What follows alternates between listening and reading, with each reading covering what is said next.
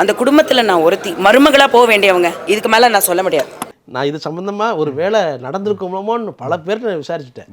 அதுக்கான ஒரு சுவடு கூட தெரியல. எல்லாரும் சிரிக்கிறாங்க. என்ன இது வந்து என்ன இப்படி பேசிகிட்டு இருக்கு இந்த பொண்ணு அப்படின்னு சொல்லி எல்லாரும் சிரிக்கிறாங்க.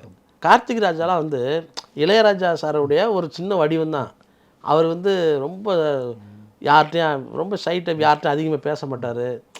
அது இந்த பெண்கள் சூழல் இருந்தால் அவருக்கு வந்து அது பிடிக்காது. அவர் தனியாக போயிடுவார். இப்படிப்பட்ட கேரக்டர் அவர் வந்து அந்த நேரத்தில் வனிதாவை வந்து லவ் பண்ணுறேன்னு சொல்லி எதுவும் சொல்லிட்டு இருந்தாரா? அப்படிலாம் கிடையாது. அப்படி ஒரு தகவலே கிடையாது. ஒருவேளை அரேஞ்ச் மேரேஜ் மாதிரி அப்படியெல்லாம் எதுவும் பேசிக்கிட்டாங்களா? இல்லை அது நீங்கள் விஜயகாந்த் அவர்களுக்கு வந்து திருமணம் செய்து விட்டது ஜீவாம்மா தான், பிரேமலதாவை.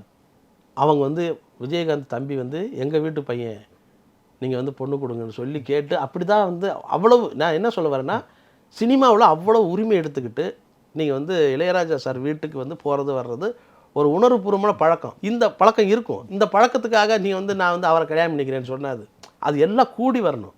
எல்லாருடைய மனநிலையும் அந்த திருமணத்துக்கான இந்த பொண்ணை கல்யாணம் பண்ணி வைக்கலாம் அப்படிங்கிற ஒரு ஐடியா இருக்கணும்.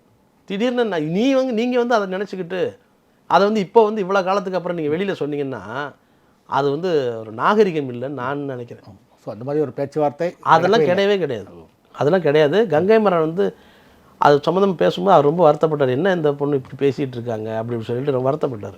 நீங்கள் கங்கைமன்ட்ட பேச? ஆமாம், காலையில் கங்கைமன் சார்கிட்ட பேசினேன். அவங்க வந்து அப்படியெல்லாம் இல்லை கட்டான், இது வந்து தப்பாக இருக்குது, இந்த பொண்ணு ஏன் இப்படி பேசுகிறாங்க அப்படிங்கிறது அவங்க வந்து பார்க்கல. பட் நான் விஷயத்த சொன்னேன்.